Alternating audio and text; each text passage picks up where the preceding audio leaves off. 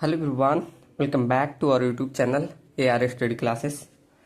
हम पढ़ रहे हैं जियो टेक्निकल इंजीनियरिंग और प्रीवियस लेक्चर में हमने Laplace equation, equipotential line, flow line, ये सारी चीज़ें सीखी थी। उसके बाद मैंने छोड़ा था टॉपिक हम स्टार्ट करेंगे फ्लो नेट के बारे में।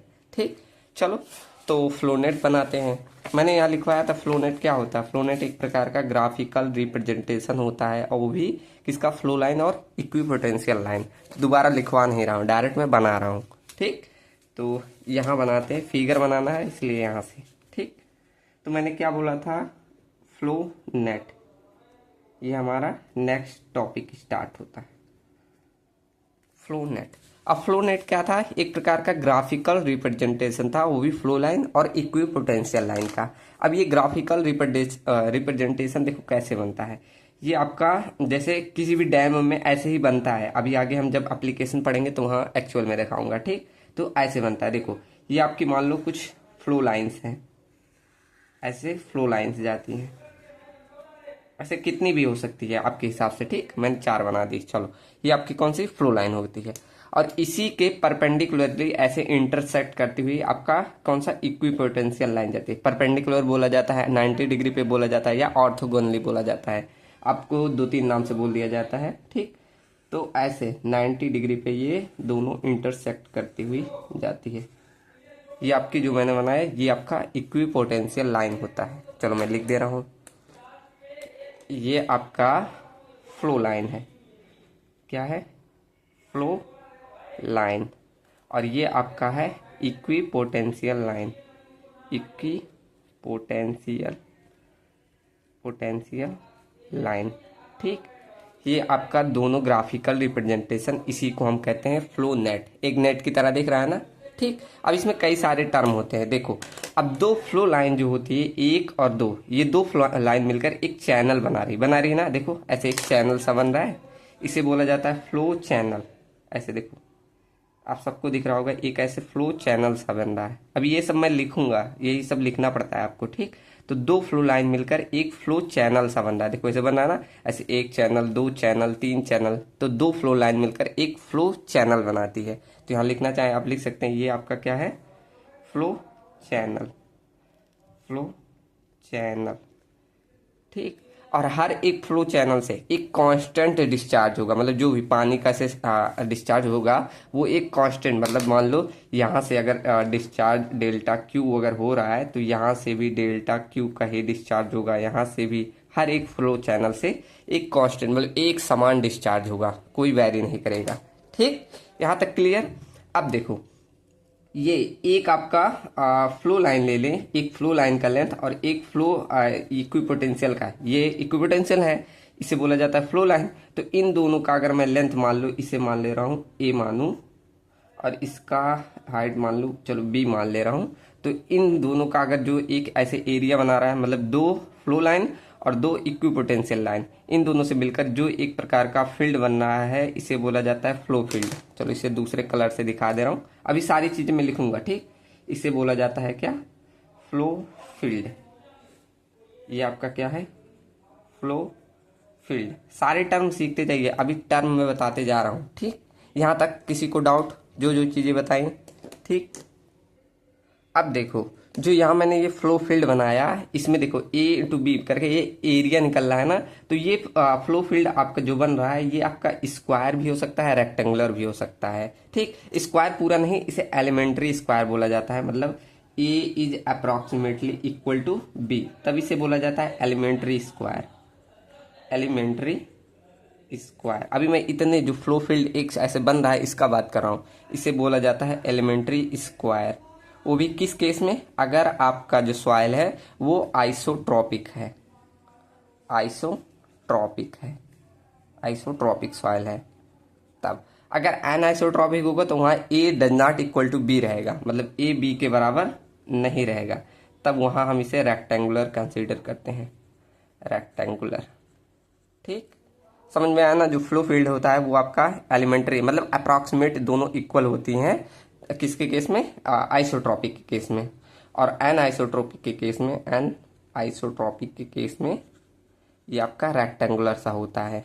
ठीक, चलो बढ़िया, यहाँ तक सबको क्लियर। अब देखो यहाँ पर जो आपका ये इक्विपोटेंशियल लाइन है, अगर मैं इस पे क्या करूँ, ऐसे पीजोमीटर लगा दूँ, मान लो एक पॉइंट यहाँ पर मैं लगा रहा हूँ, ये रहा मेरा पीजोमीटर, ऐसे मैंने लगा दिया इस पॉइंट पे, ठीक। तो यहाँ पर मान लो मुझे कुछ प्रेशर इतना ऐसे यहाँ तक दिखा, ठीक। ये आपका मान लो ऐसे यहाँ तक पानी उठा, इतना आपको प्रेशर मिला, ठीक। अब आपने कुछ डिस्टेंस यहाँ से यहाँ ट्रैवल करके अगर आप यहाँ पे पीजोमीटर लगाओगे यहाँ पर, तो आपको कुछ हेड लॉस देखने को मिलेगा। सही बात है कि यहाँ से यहाँ तक आएंगे, कुछ पानी ट्रेवल करेगा तो कुछ ना कुछ हेड लॉस होगा, सबको मालूम। तो ये जो हेड लॉस होता है, इसे चलो मान ले रहे हैं यहाँ से यहाँ तक जो हेड लॉस हुआ वो हमारा डेल्टा एच हो रहा है। अब जो यहाँ से यहाँ तक जाने में जो हेड लॉस होता है उसे बोला जाता है इक्विपोटेंशियल ड्रॉप, ठीक। अब ये सारी चीजें मैं लिखवाते जाऊंगा, ठीक। तो यहाँ से यहाँ तक में आपका जो हेड लॉस हुआ डेल्टा एच का, इसे बोला जाता है इक्विपोटेंशियल ड्रॉप। मैं यहाँ लिख दे रहा हूँ डेल्टा एच इक्वल टू क्या, इक्विपोटेंशियल ड्रॉप, इक्विपोटेंशियल ड्रॉप। अब ये सब बहुत काम आएगा, ठीक। उसके बाद अगर आप देखो यहाँ पर अगर आगे इसका पीजोमीटर ऐसे लगाएं तो इसका एक बड़ी यूनिक प्रॉपर्टी ये है कि इसमें जो आपका हेड लॉस होता है वो एक समान ही होता है। जैसे डेल्टा एच यहाँ हुआ, अब इसी के रेफरेंस में डेल्टा एच यहाँ भी हेड लॉस होगा, मतलब अब की बार पानी इतना ही राइज करेगा, मतलब एक समान आपका हेड लॉस होता रहे। जैसे डेल्टा एच यहाँ हुआ तो इतना डिस्टेंस ट्रेवल करने के बाद डेल्टा एच यहाँ भी हेड लॉस होगा, ठीक। मतलब यहाँ से यहाँ गए तब भी डेल्टा एच ही हेड लॉस होगा। मतलब आप देखें तो हर जगह जैसे delta H delta H delta H delta H, मतलब हर एक जगह आपका एक समान हेड लॉस होगा, ठीक।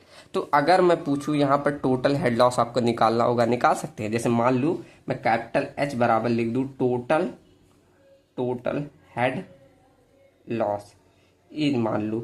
और यहाँ नंबर ऑफ ये देखो नंबर ऑफ, इसे बोला जाता है अगर मैं मान लूँ ऐसे यहाँ से यहाँ तक, इसे बोला जाता है, देखो यहाँ से यहाँ तक बोला जाता है इक्विपोटेंशियल ड्रॉप, जिसे एनडी से डिनोट करते हैं, ठीक। मतलब यहाँ से इसे एनडी से बोला जाता है, यहाँ से यहाँ तक एक ड्रॉप, ये दो ड्रॉप, ये तीन ड्रॉप, और यहाँ से ऐसे जितने भी बनते जाए तो एनडी बराबर बोला जाता है नंबर ऑफ इक्विपोटेंशियल ड्रॉप। अभी ऐसे समझते जाओ, अभी जो नए नए पढ़ रहे होंगे नहीं समझ आ रहा होगा, एक बार और आप खुद से रिवाइज करोगे, जब सब टर्म आपके दिमाग में हो जाएगा ना एकदम क्लियर रहेगा। अभी जो बताते जा रहा हूँ पढ़ते जाओ, उसके बाद एक बार रिवाइज कर लेना, ठीक। अभी मैं एक बार फिर से रिवाइज कर दूंगा। फिर यहाँ मैंने क्या बोला, यहाँ से यहाँ तक जाने में मैंने बोला था एक ड्रॉप होता है, तो यहाँ से मैं पूरे को ऐसे लिखना चाहूँ नंबर ऑफ इक्विपोटेंशियल ड्रॉप, ऐसे लिख सकता हूँ। अगर मुझे निकालना भी हुआ कितने नंबर ऑफ इक्विपोटेंशियल ड्रॉप हुआ, मतलब एनडी की वैल्यू निकालना हुआ, तो बस आपको टोटल लाइन गिनना है। कितना लाइन है, 1 2 3 4, ये 4 लाइन है ना। अब कितनी इक्विपोटेंशियल ड्रॉप है, 1 2 3 है, तो क्या मैं लिख सकता हूँ m-1 कर दूं तो मुझे नंबर ऑफ इक्विपोटेंशियल ड्रॉप मिल जाएगा। यहाँ m क्या दिखा रहा हूँ मैं, number of equipotential line, number of equipotential line, ठीक। मतलब आप कह रहे हैं आपको नंबर ऑफ इक्विपोटेंशियल ड्रॉप निकालना है, तो जितनी नंबर ऑफ इक्विपोटेंशियल लाइन है उसमें में से एक घटा देना, आपको मिल जाएगा number of equipotential drop. Clear ना। चलो अगर अच्छा, अब यहाँ टॉपिक से मत भटको। अगर मुझे टोटल हेड लॉस निकालना है कैपिटल एच, तो कैसे निकाल सकते हैं, कैपिटल एच अगर निकालना है कैसे निकाल सकते हैं। जैसे यहाँ delta H head loss, delta H head loss यहाँ ऐसे है ना, तो मैं क्या कर दूँ, जो एक हेड लॉस हो रहा है, एक में हेड लॉस हो रहा है, उसको total number of equipotential drop में मल्टीप्लाई कर दूं तो टोटल हेड लॉस मिल जाएगा। मतलब जो एनडी आएगा, मतलब टोटल एनडी तो वही ना, कितने ये ड्रॉप्स हैं उसमें डेल्टा एच का मल्टीप्लाई कर दूं तो क्या मुझे कैपिटल एच मतलब टोटल हेड लॉस मिल जाएगा। अब ये फॉर्मूला बहुत ध्यान रखना, ये अभी मैं आगे यूज करूंगा, ठीक। मतलब total head loss equal to delta H into ND. Delta H क्या है, एक इक्विपोटेंशियल ड्रॉप में कितना हेड लॉस हो रहा है, ठीक, जिसे मैंने इक्विपोटेंशियल ड्रॉप नाम दे दिया है। और एनडी का नंबर ऑफ कितने इक्विपोटेंशियल ड्रॉप है, ठीक। क्लियर ना। ऐसे आपका नंबर ऑफ फ्लो लाइन निकाल सकते हैं, मतलब यहाँ से यहाँ तक आपका एक मतलब फ्लो चैनल बनना है ना, तो ऐसे नंबर ऑफ फ्लो चैनल आप निकाल सकते हैं। मैंने फ्लो लाइन बोल दिया, देखो यहाँ देखो, यहाँ से यहाँ तक मैंने बोला था एक फ्लो चैनल बनता है, तो अगर मुझे NF से डिनोट कर दूं, इसे बोला जाता है नंबर ऑफ फ्लो चैनल, ठीक। अगर इसे मुझे निकालना हुआ तो क्या करोगे, बस इसमें भी 1 से माइनस कर देना। कैसे, अभी देखो दिखा रहा हूँ। एन एफ इक्वल टू, मैं नाम दे रहा हूँ n-1। एन यहाँ नंबर ऑफ फ्लो लाइन। अब यह है एन एफ, क्या हमें नंबर ऑफ फ्लो चैनल निकालना है। देखो कितने चैनल है, 1 चैनल, 2 चैनल, 3 चैनल। अब देखो इसे चैनल सा जो बन रहा है उसी को बोल रहा हूँ, 1 चैनल, 2 चैनल, 3 चैनल है। 3 चैनल है ना, तो कितने लाइन है, देखो 1 2 3 4 लाइन में कितने, हाँ कितने आपका चैनल बनना है, 3 बनना है। तो वैसे फॉर्मूला बना दिया कि नंबर ऑफ फ्लो लाइन में से, जैसे 1 2 3 4 फ्लो लाइन में से अगर आप 1 घटा दोगे तो नंबर ऑफ फ्लो चैनल मिलेगा। देखो चैनल मिल रहा है ना। अब 4 में से 1 घटाओगे कितना बचेगा, 3। तो कितने चैनल बने, 1 2 3 चैनल बने। ठीक, चलो इतना सारा आपका कॉन्सेप्ट था फ्लो नेट का। अब एक एक करके सब चीजें लिखते, जो जो मैंने यहाँ बताई आपका फिर से रिवाइज हो जाएगा। ठीक, यहाँ तक अगर आपने समझा होगा, अभी जो थ्योरी लिखते जाऊंगा सब समझ में आ जाएगा। ठीक, इसलिए मैंने कल इसको छोड़ दिया था, मैंने सोचा आराम से बताऊंगा। अब एक एक करके सब लिखते हैं। चलो, तो पहला पॉइंट मैंने बोला था कि जो ये आपका फ्लो लाइन और फ्लो लाइन और इक्विपोटेंशियल लाइन, ये एक दूसरे पे 90 डिग्री या परपेंडिकुलर या ऑर्थोगोनली, तीनों एक ही चीज है, पे इंटरसेक्ट करती हैं। ठीक, पहला पॉइंट यही बोला था। क्या बोला था कि flow lines and equipotential line intersect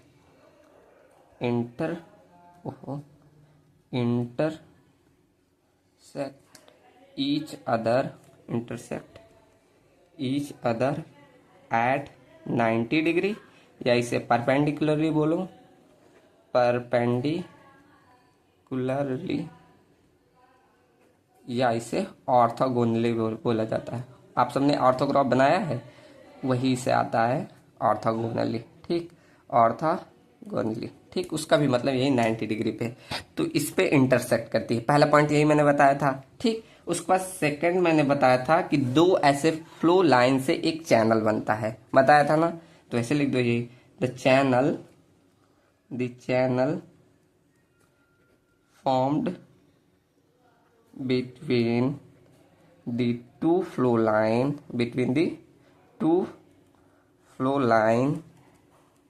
lines is known as क्या बोला जाता है उसे, फ्लो चैनल। ठीक, तो जो आपके 2 फ्लो लाइन से एक चैनल बनेगा उसे बोला जाता है फ्लो चैनल। ठीक, उसके बाद मैंने बोला था कि 2 फ्लो लाइन और 2 इक्विपोटेंशियल लाइन, ऐसे बीच में एक फील्ड बनता है जिसे बोला जाता है फ्लो फील्ड। ठीक, तो ऐसे थर्ड ये लिख दो। अब जो जो बताया था एक एक करके रिवाइज हो जा रहा है ना, सब चीजें लिखूंगा। तो लिखो, थर्ड में क्या ना बोला था, the field formed by two flow lines and two equipotential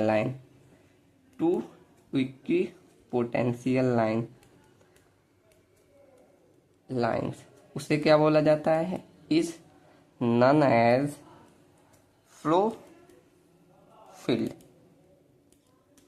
ठीक, 3 पॉइंट सबको क्लियर। पहला तो 90 डिग्री या परपेंडिकुलर या ऑर्थोगोनली इंटरसेक्ट करते हैं। दूसरा flow channel clear.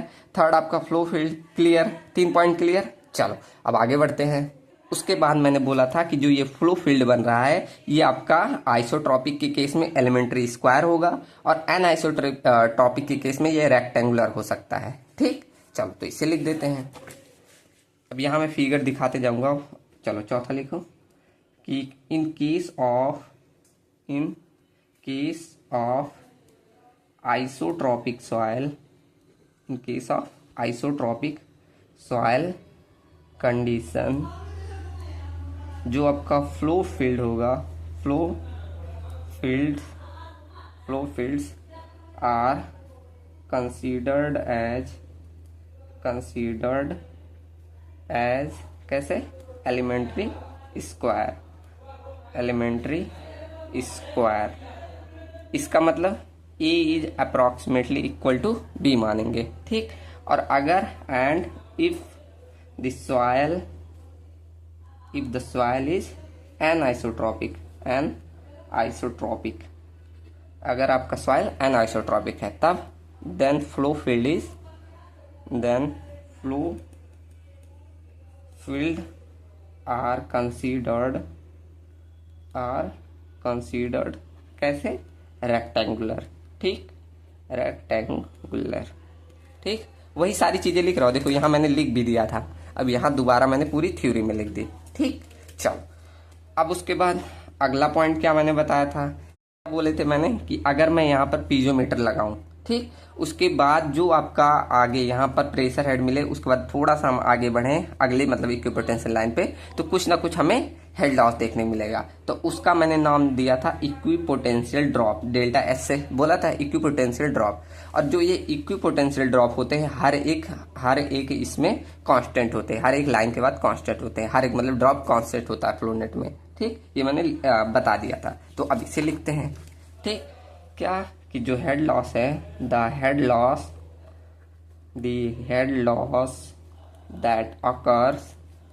That occurs flow of water moves from one equipotential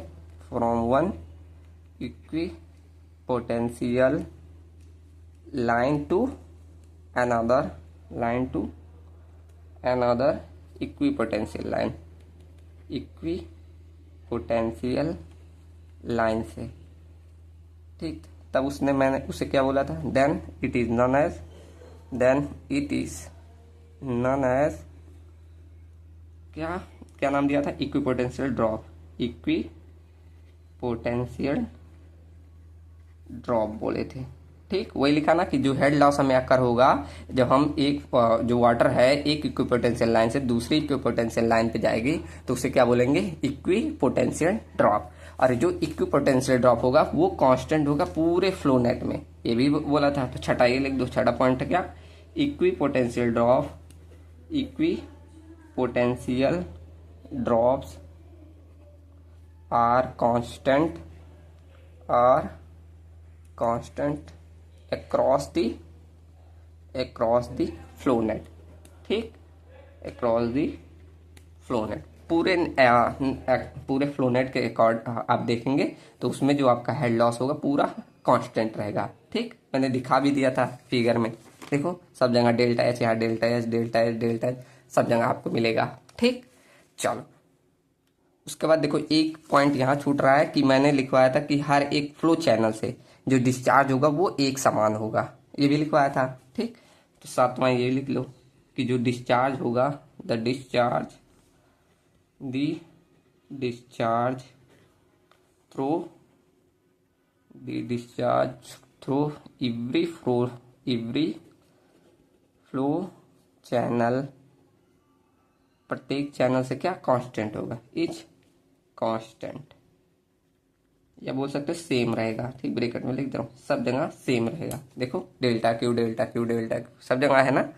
चलो अब देखो आठवां क्या है कि आपने यहाँ देखा सब फ्लोनेट देखा, अब आपको मन में ये नहीं आया होगा कि अगर मेरा फ्लोनेट बन रहा है कहीं भी जहां पर आपका पानी से जाकर बन रहा है, तो क्या ये मतलब ऐसे सेम रहेगा कि बदल सकता है, तो कभी नहीं बदलता है। सिर्फ तब बदलता है जब इसकी बाउंड्री कंडीशन आप चेंज करें। अब बाउंड्री कंडीशन क्या होती है, पहले लिख लो पॉइंट, अभी समझा रहा हूं कि मैंने बोला कि जो फ्लो नेट है, flow net is not affected by any property, is not affected by any property. आपकी कोई भी प्रॉपर्टी चेंज हो जाए लेकिन आपका फ्लो नेट वही का वही रहेगा, ठीक।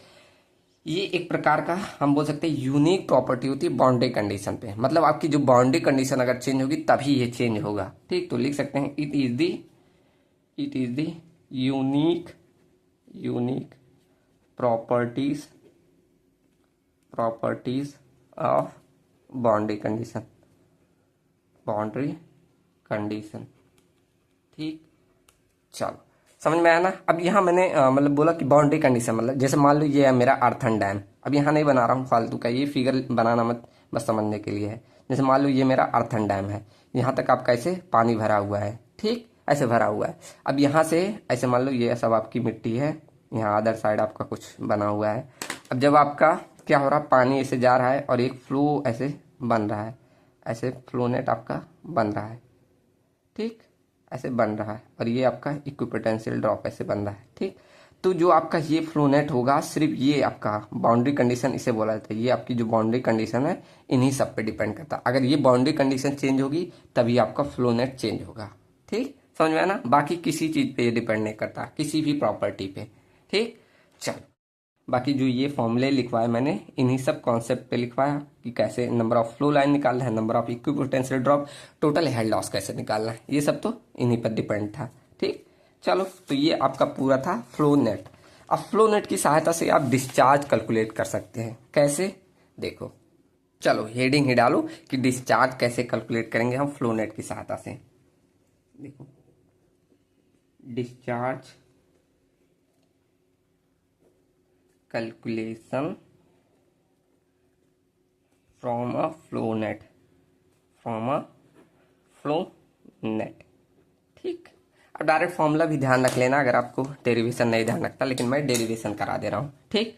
चलो, तो देखो हमें क्या डिस्चार्ज निकालना है। डिस्चार्ज क्या, Q इक्वल टू क्या होता है, टोटल डिस्चार्ज हमने मान ली, टोटल डिस्चार्ज, यही निकालना है, ठीक। तो अगर मैं Q कैसे निकाल सकता हूँ, हमने माना था कि delta Q delta Q delta Q ऐसे एक समान सब में डिस्चार्ज हो रहा है। अगर मुझे नंबर ऑफ ये फ्लो चैनल मिल जाए, जैसे 1 2 3, इनमें मल्टीप्लाई करके आप एक डिस्चार्ज से मल्टीप्लाई कर दो, मिल गया।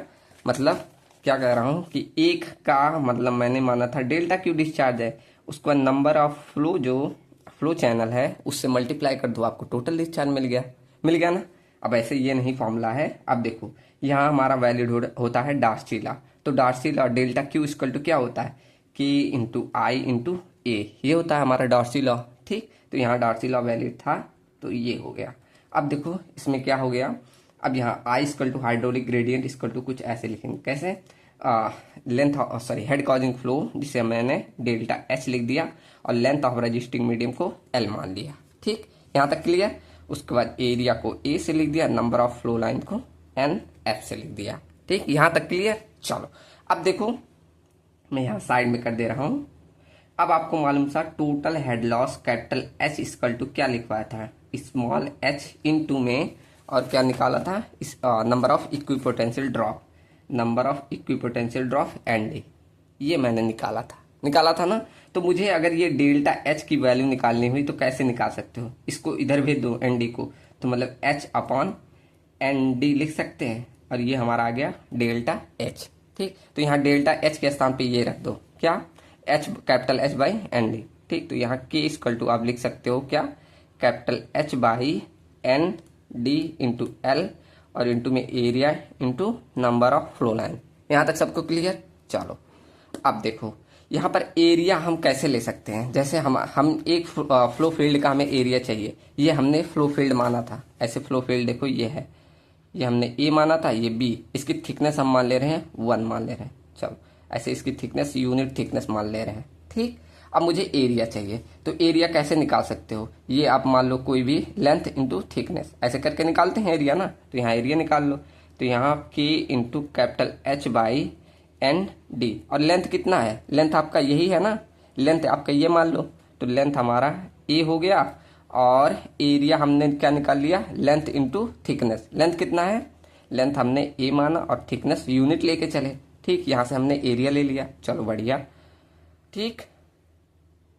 हो देखो एक गलती कर दी मैंने, ये एरिया हमें इसका नहीं लेना है, इसका एरिया लेना है। ऐसा क्यों, जो आपका पानी का फ्लो हो रहा है ऐसे ही तो होता है, परपेंडिकुलर थोड़ा हो रहा है, तो एरिया आपको एरिया लेना है, ठीक। सॉरी ये मैंने जल्दी बंद कर दिया। तो यहाँ बी इंटू 1 करना, ठीक, यहाँ बी इंटू 1 करना, ठीक, क्लियर ना। जैसे पानी का फ्लो होगा तो इसी डायरेक्शन में, तो एरिया हम ये वाला लेंगे, मतलब पानी का फ्लो ऐसे होगा, तो ये यूनिट थिकनेस इंटू ये विड्थ, तो बी इंटू 1, क्लियर, सबको क्लियर है, कॉमन सी बात है।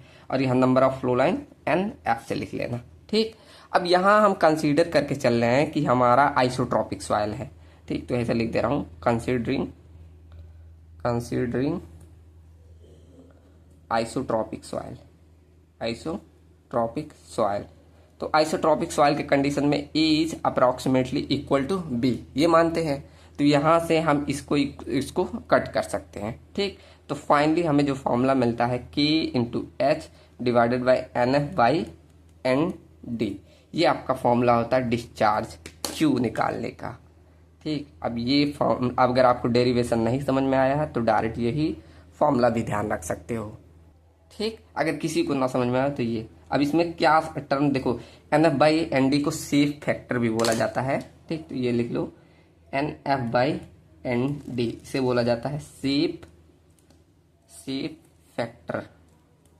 ठीक, और बाकी नाम भी लिख लें। ये कैपिटल एच आपका टोटल हेड, यहाँ लिख दे रहा हूँ। ठीक, लिख लेना सब लोग।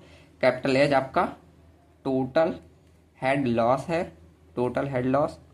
और यहाँ के आपका है परमिबिलिटी, जो आपकी दी रहेगी, परमिएबिलिटी। ठीक, और एन एफ एन डी सबको मालूम है, नंबर ऑफ फ्लो चैनल, और एन डी का नंबर ऑफ इक्विपोटेंशियल ड्रॉप पीछे लिखवाया है। ठीक, दोबारा नहीं लिखवा रहा। ठीक, तो यहाँ से हमें मिल गया, जब आपका क्या आइसोट्रॉपिक सॉइल रहेगा तो हम निकाल सकते हैं total discharge Q equal to K H by N F by N D, इस तरह निकाल लेंगे। ठीक, न्यूमेरिकल आप लोग लगाइएगा, न्यूमेरिकल मैं नहीं लाया हूँ आज। ठीक, चलो तो आगे बढ़ते हैं। अब अगला हेडिंग डालो, एप्लीकेशंस क्या हैं इस फ्लोनेट का। ठीक, एप्लीकेशंस ऑफ फ्लोनेट, जो आपने फ्लोनेट बनाया है इसका कहाँ कहाँ पर एप्लीकेशन, कहाँ कहाँ यूज कर सकते हो। ठीक, तो बहुत सारी जगह यूज होती है। पहला लिखो, हम इससे टोटल डिस्चार्ज, मतलब जो सीपेज डिस्चार्ज हो रहा है उसको कैलकुलेट कर सकते हैं किसी भी केस में, आइसोट्रॉपिक एंड आइसोट्रॉपिक का तो फॉर्मूला मैंने लिखवा दिया। ठीक, तो अभी देखो, पहला हम क्या निकाल सकते हैं, सीपेज डिस्चार्ज कैलकुलेशन में। अब इन सब पे न्यूमेरिकल आपके आए हुए हैं, सब लोग लगाना। इस फॉर्मूला जो लिखवाया K H into N F by N D, इस पर बहुत फॉर्मूले सॉरी न्यूमेरिकल आए हैं। ठीक, चलो तो पहला हम एप्लीकेशन क्या है कि सीपेज डिस्चार्ज कैलकुलेट कर सकते हैं। कैसे, अगर केस फर्स्ट हम लेके चले, केस फर्स्ट कि हमारा सॉइल जो है, soil is an isotropic, soil is an isotropic condition, अगर ये लेके चलें तो उसके लिए मैंने फॉर्मूला पीछे लिखवा ही दिया, इसमें तो कोई दिक्कत नहीं। क्या, Q equal to K H N F by N D, ये मैंने फॉर्मूला लिखवा दिया पीछे ही। कैसे, जब आपका आइसोट्रॉपिक रहेगा। ठीक, अब सेकंड आपका केस सेकंड देखो, अगर हमारा सॉइल क्या हो जाए, सॉइल इज आपका एन आइसोट्रॉपिक हो जाए, यहाँ आइसोट्रॉपिक था, ये एन मत लिखो, सॉइल इज आइसोट्रॉपिक कंडीशन। अब आपका सॉइल एन आइसोट्रॉपिक कंडीशन में है, एन आइसोट्रॉपिक कंडीशन में है, तब कैसे निकालोगे। अब बताओ, ये फॉर्मूला तो यूज नहीं कर सकते, ये तो आइसोट्रॉपिक कंडीशन में है। ठीक, तो इसके केस में हम क्या करते हैं, जो हमारा लाप्लास इक्वेशन आया था उसको पहले ट्रांसफॉर्म करते हैं किसमें, आइसोट्रॉपिक में, तब हम निकालते हैं।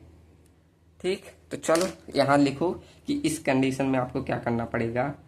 अब यहाँ थोड़ा सा कॉन्सेप्ट है, समझते जाइएगा, नहीं तो डायरेक्ट अभी जो फॉर्मूला आएगा आप वो भी याद कर सकते हैं, तो आप ऐसे डायरेक्ट फॉर्मूला भी ध्यान रख सकते हैं। ठीक, मैं इतना डीप इसलिए जा रहा हूँ कि अगर आपको फ्यूचर में भी पढ़ेंगे तो याद रखेंगे कि कैसे मैंने पढ़ा था। ठीक, चलो तो अब क्या मैंने बोला कि इस कंडीशन में आपको, इन दिस कंडीशन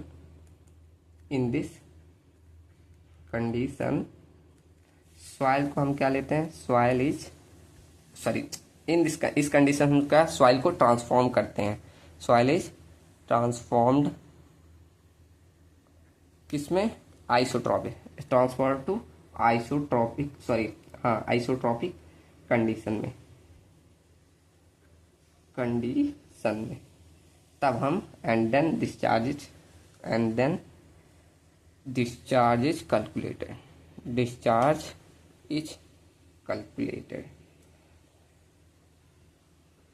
ठीक, तब आप डिस्चार्ज कैलकुलेट करते हैं।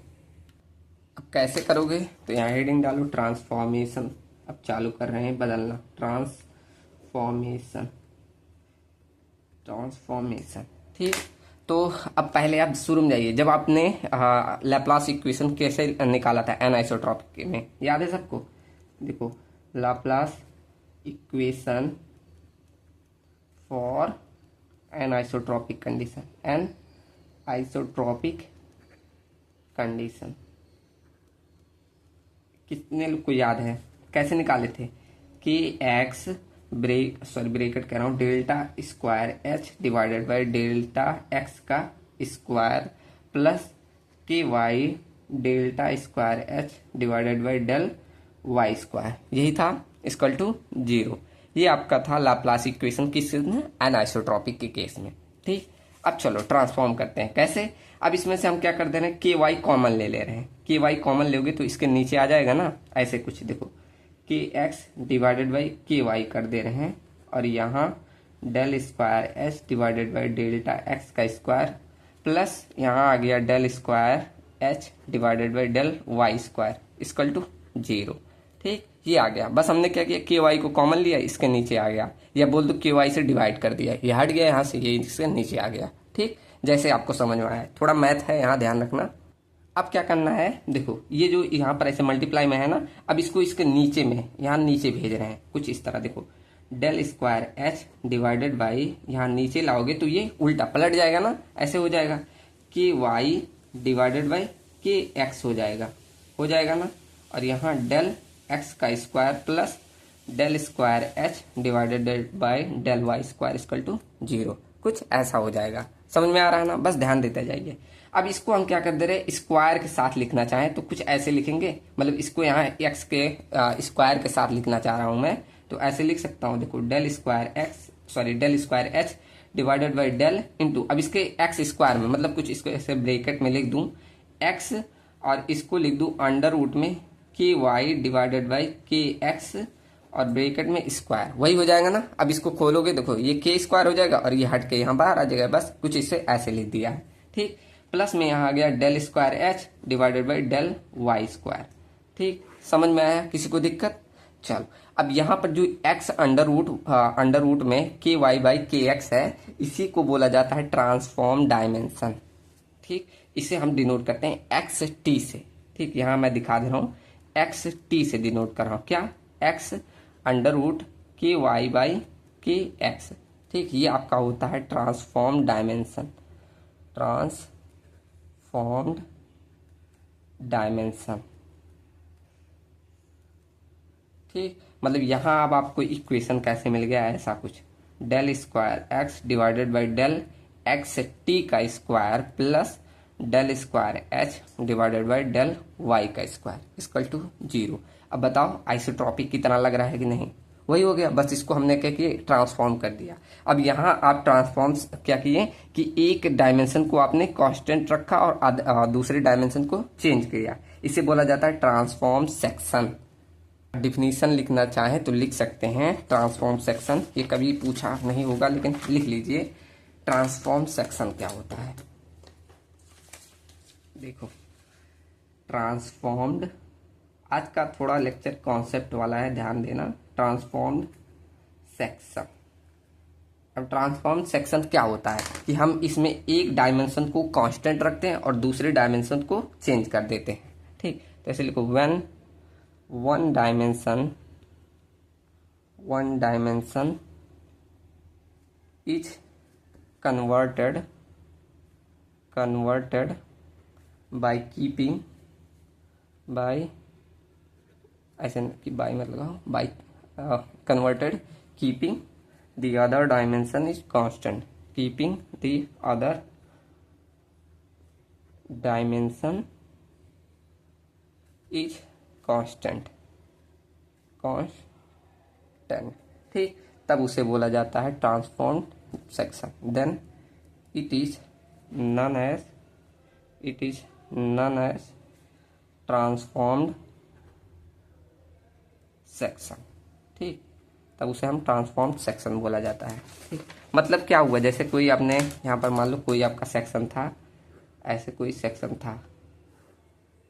ठीक, ये आपका कोई सेक्शन है, मान लो इसका हमने एक डायमेंशन y इसे कांस्टेंट ही रखा, और x जो पहले हमने यहाँ मान लो पहले x पूरा ये था, अब इसको हमने ट्रांसफॉर्म करके एक्स टी कर दिया, बस यही किया, ऐसे एक्स टी कर दिया, यही आपका कहलाता है ट्रांसफॉर्मेशन। ठीक, सबको समझ में आया?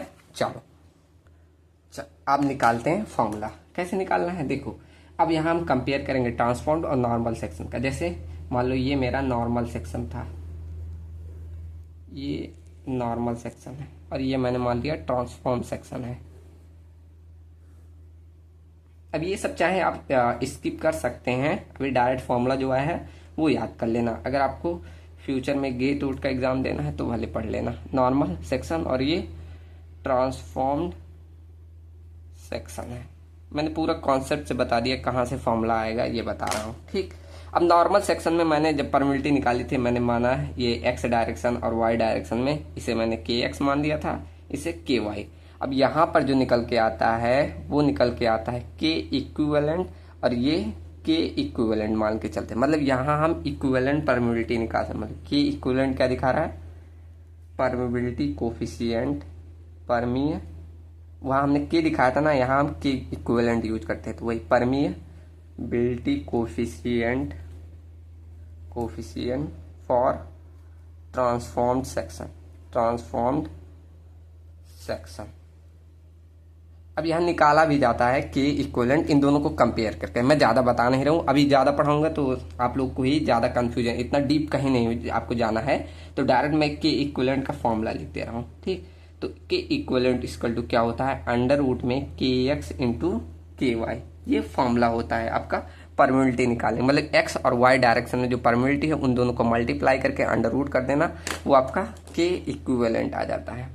ये इन्हीं दोनों को ऐसे इक्वल करके निकलता है। जैसे इसका डायमेंशन माना जाता है, मान लो बी माने तो इसका इसी से निकाला जाता है, फिर इसका आएगा बी अंडर रूट में, यहाँ क्या था, बी अंडर रूट में, ओहो क्या था, ये ट्रांसफॉर्म के Y by K x, be under root में के वाई बाई के एक्स होता है। ऐसे इसको बी माना जाए और इसको मान लेते हैं, इसको मान ले बी ही माना जाता है, दोनों को इक्वल मान लेते हैं, ठीक। तो यहाँ से निकाला जाता है फिर कंपेयर करके, वो आपके मतलब इतना डीप हम नहीं जा रहे हैं, डायरेक्ट यहाँ फॉर्मूला बस ध्यान रख लो, ठीक। मतलब के इक्विवेलेंट इक्वल टू क्या आ जाता है, अंडर रूट में के एक्स इंटू के वाई, ये आप ध्यान रखना, ये आप में यूज होगा। उसके बाद डिस्चार्ज में बस यही चेंज आता है, क्यू इक्वल टू यहाँ हम के इक्विवेलेंट यूज करेंगे, इंटू में एच और N F by N D, बाकी वही सारी चीजें, बस यहाँ जो आप परमिबिलिटी निकाल रहे हैं वो आपका बदल जाता है। कैसे निकालना है, कुछ इस तरह, ठीक। अब चाहे ये दोनों फॉर्मूला ध्यान रखने ना, चाहे ये कॉन्सेप्ट पूरा कैसे आया, अब ये भी निकल के आता है, इन दोनों को कंपेयर करके निकाला जाता, मैं वो स्किप कर दे रहा हूँ, ज्यादा भी डीप में जाऊंगा फालतू का हो जाता है, ठीक। चलो यहाँ तक समझ में आया ना कि कैसे हम डिस्चार्ज निकालेंगे एन आइसोट्रॉपिक कंडीशन में। पहले ट्रांसफॉर्म करके चेंज करेंगे, फिर वहां से ट्रांसफॉर्म सेक्शन हमने क्या होता है समझ लिया, फिर वहां से हमारा परमिबिलिटी का फॉर्मूला निकल गया। तो परमिबिलिटी इक्वल टू क्या, अंडर रूट के एक्स इंटू के वाई हो गया। मतलब एक्स डायरेक्शन में परमिबिलिटी इंटू वाई डायरेक्शन में, इनका अंडर रूट कर देना, आपको इक्विवेलेंट परमिबिलिटी मिल जाएगा। फिर डिस्चार्ज निकाल देना इस फॉर्मूले पे रख के। एच आपको मालूम है, total head loss, N F और एन डी सबको मालूम है, ठीक। तो यहाँ से हमारा ये फॉर्मूला हो गया, ठीक।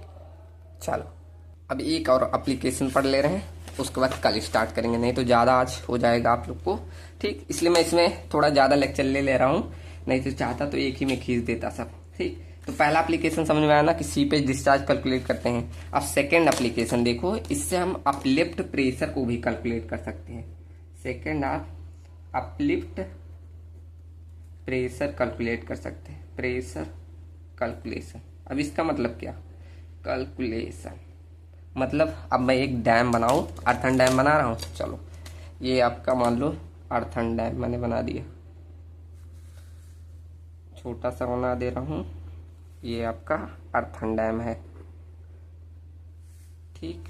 ओहो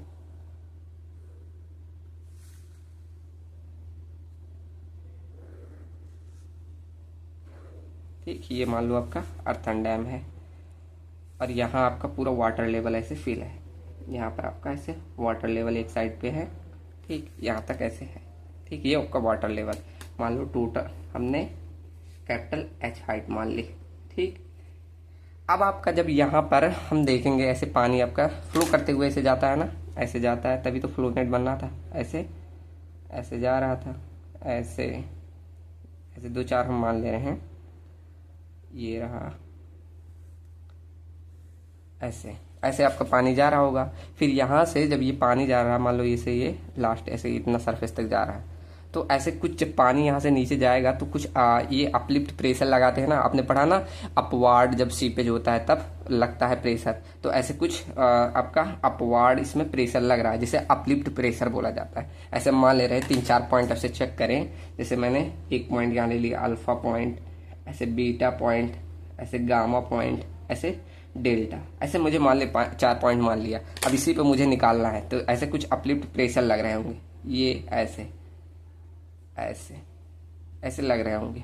अब मुझे निकालना है कि इस पे एक पॉइंट यहाँ ऊपर मान ले रहा हूँ, ए पॉइंट, इन सब पे कितना प्रेशर लग रहा है मुझे निकालना है। ठीक, चलो सब लोग निकाल सकते हो।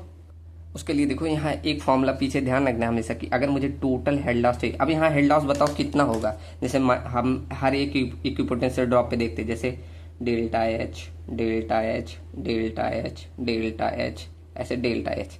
ठीक, तो हर एक मतलब इक्विपोटेंशियल ड्रॉप पे समान हेड लॉस होता है। तो कैपिटल एच बराबर मैंने क्या फॉर्मूला लिखवाया था, delta H into number of equipotential drop an D, ऐसे लिखवाया था ना। अगर मुझे निकालना हो टोटल हेड लॉस, ऐसे निकाल सकते हैं। यहाँ एन डी बराबर कितना है, 1 2 3 4 5, मतलब अगर टोटल हेड लॉस निकालना डेल्टा एच इंटू 5 कर देंगे, ऐसे निकाल सकते हो। अगर वही डेल्टा एच निकालना हो तो कैसे, कैपिटल एस बाई 5 ऐसे निकाल लोगे। ठीक, तो ये सारी चीजें ध्यान रखा। अब यहाँ हमारा मेन कॉन्सेप्ट है अपलिफ्ट प्रेशर निकालने, ये चलते हैं। तो जब भी हम प्रेशर वेशर निकालते हैं, आपने फ्लूइड पढ़ा था, फ्लूइड में जब भी प्रेशर निकालते कैसे, बर्नौली आपको इक्वेशन याद है सबको, pressure head datum head plus velocity head. ठीक, तो यहाँ वही हम अप्लाई करते हैं। ठीक, क्या आप अप्लाई करो, अप्लाइंग, अभी 2 पॉइंट ले ले, ए से बी के बीच में कितना अपलिफ्ट प्रेशर लग रहा है ये हम निकाल लें। ठीक, तो अप्लाइंग बर्नौली इक्वेशन, मैं डायरेक्ट सब प्रूफ करा के लिखा रहा हूँ। आपको अगर नहीं समझ में आ रहा है या ज्यादा नहीं पढ़ने का मन है, डायरेक्ट फॉर्मूला भी ध्यान रख सकते हो। ठीक, तो अप्लाई बर्नौलीज इक्वेशन बिटवीन कहाँ से, ए और बी में, ए एंड बी में हम अप्लाई कर दे रहे हैं। ठीक, चलो तो पहले हम ए पे निकालते हैं। क्या, पहला आपका प्रेशर हेड, ए पे प्रेशर हेड निकालो, तो pressure head P A divided by gamma W, ये हमारा ए पॉइंट पे हो गया, प्लस वेलोसिटी। तो सी पे कैलकुलेशन में वेलोसिटी होती है नहीं, हमने शुरू में लिखा कि वेलोसिटी जो होती है एकदम नेग्लेजिबल होती है, तो इसे 0 मानते हैं, तो वेलोसिटी को छोड़ दो। दूसरा आपका डाटम, अब डाटम आप कोई रेफरेंस माना, याद है ना सब, डाटम क्या कोई हम रेफरेंस मानते, चलो मान लिया ये आपका डाटम है, तो ये आपका डाटम है, ये हम मान के चल रहे हैं। तो चलो डाटम आपका मान लो जेड ए, ऐसे आएगा, इक्वल कर दो, ऐसे बी पॉइंट पे निकालो, बी मतलब sorry gamma point, alpha point पे, तो अल्फा पॉइंट पे क्या लग रहा होगा, सीपेज प्रेशर, तो इस पे पोर वाटर मान लो अल्फा यू अल्फा, इसे सीपेज की तरह दिखाओ, मतलब पोर वाटर की तरह ऐसे दिखा दे रहे प्रेशर को। ठीक, into divided by gamma W, plus आपका यहाँ भी वेलोसिटी एकदम नेग्लेजिबल, तो इसे 0 कर दो, तो ये 0 हो गया। उसके बाद डाटा मान लो जेड अल्फा आएगा, अभी हम कैलकुलेट करके वैल्यू रखेंगे। उसके बाद प्लस में यहाँ से यहाँ तक जाने में कुछ ना कुछ तो हेड लॉस आया होगा, मतलब H head loss H L आया होगा, ए से अल्फा जाने में आया होगा, सबको आया होगा। ठीक, चलो अब सबकी वैल्यू रखते हैं। अब बताओ प्रेशर एट ए पॉइंट पे, यहाँ पर एकदम ऊपर एटमॉस्फेयर पे, मतलब यहाँ एटमॉस्फेयर पे है, तो प्रेशर एटमॉस्फेरिक प्रेशर एकदम ऊपर कितना होता है, यहाँ सरफेस पे 0 होता है, तो ये वैल्यू 0 हो गई। ठीक, चलो उसके बाद जेड ए डाटम हेड, यहाँ से यहाँ तक डाटम कितना है, ये हमने डाटम माना, तो यहाँ से यहाँ तक डाटम हेड कितना है, ऊपर जब जाते हैं तो क्या लेते हैं, पॉजिटिव लेते हैं, तो यहाँ से ऊपर कितना कैपिटल एच है, तो कैपिटल एच रख दो, चलो रख दिया। उसके बाद हमारा आ गया प्रेशर हेड दूसरे पॉइंट पे, अल्फा पे आते हैं इधर, तो यू अल्फा, मतलब यहाँ पर कुछ ना कुछ प्रेशर आएगा, जिसे हमने मान लिया यू अल्फा, इतना प्रेशर हेड इसमें आएगा, अपलिफ्ट प्रेशर जिसे नाम दे रहे हैं। ठीक, divided by gamma W, plus अब यहाँ पर डाटम है, जेड अल्फा निकालते हैं, तो डाटम एकदम ये डाटम पर है ही, तो जब डाटम पे है तो ये वैल्यू 0, तो ये 0 हो गया। प्लस में अब यहाँ से यहाँ तक आने में हेड लॉस कितना हुआ, डेल्टा एच का हेड लॉस हुआ, चलो ये भी समझ में आ गया। अब निकाल लो अपलिफ्ट प्रेशर कितना आया, यही तो निकालना है, सिंपल था। तो H equal to U uplift divided by gamma W plus में डेल्टा एच, आपको यही यू अपलिफ्ट निकालना है, इसको इधर भेजो, एच माइनस डेल्टा एच और डिवाइडेड बाई सॉरी ये इधर जाएगा, मल्टीप्लाई हो जाएगा गामा डब्ल्यू, ये आ गया uplift pressure at alpha point. ठीक, समझ में आया, कितना सिंपल था। अब डायरेक्ट फॉर्मूला ध्यान रखना या पूरा डेरिवेशन ध्यान रख लेना, ठीक, ऐसे आप किसी भी पॉइंट पे निकाल सकते हैं। जैसे ये आपका क्या हो गया, uplift pressure at alpha point पे। अब ऐसे बीटा पे निकालना हुआ, uplift pressure at beta point पे, तो बस यहाँ पर जो डेल्टा हेड लॉस है आपका एक और बढ़ जाएगा। यहाँ आने पर 1 और 2 हो गया ना। तो बस यहाँ पर क्या कर देना, फॉर्मूले में H minus 2 delta H divided by gamma W कर देना। बस ये B पॉइंट पे आ गया। ऐसे आपका बीटा पे आ गया। ऐसे आपको गामा पे निकालना हुआ और ऐसे डेल्टा नाम दिए थे, डेल्टा पे निकालना हुआ, तब कितना होगा देखो, बस H माइनस कितना डेल्टा हो गया, 1 2 3 डेल्टा हो गया, तो 3 डेल्टा लिख देना, 3 डेल्टा H, ठीक, डिवाइडेड बाई गामा W, ये आपका आ गया। ऐसे आपको चौथे पे यहाँ देखना है तो 1 2 3 4 आ गया बस, तो H minus 4 delta H divided by gamma W, ये फॉर्मूला आ गया। ठीक, अगर आपको यहाँ पर जो अपलिफ्ट प्रेशर डायग्राम बनाना चाहे वो भी बना सकते। कैसे, देखो एक घटते हुए दिख रहा है ना, देखो इसकी वैल्यू कुछ ज़्यादा आएगी, फिर यहाँ और घटेगा तो और कम आएगी, और घटेगा और कम आएगी। मतलब आप यहाँ डैम के नीचे ऐसे बनाना चाहे बना सकते हो। देखो कुछ ऐसे, बहुत एक्स्ट्रा मतलब पढ़ा दे रहा हूँ आप सबका, बहुत फ्यूचर में काम आएगा। देखो अगर अल्फा पॉइंट पे देखें, मान लो ये हमारा पहला पॉइंट पे था, फिर यहाँ अल्फा बीटा गामा और ऐसे डेल्टा, तो कुछ ऐसे घटते हुए जा रहा ना, ऐसे बनता है ऐसे। अब यही ऐसे फिगर दे के पूछ लेता है, ठीक, तो यहाँ पर ये आपका अल्फा बीटा गामा, ऐसे alpha u beta you gamma, ठीक। तो इस तरह आप को फिगर दिया जाए तो भी समझ सकते हैं। ये आपका अपलिफ्ट प्रेशर का डायग्राम है इसमें, ठीक, लिख लो ऐसे, बनाना चाहो बना लेना, नहीं छोड़ देना, कोई वो नहीं है, लेकिन MCQ में पूछा जाता है अपलिफ्ट प्रेशर डायग्राम।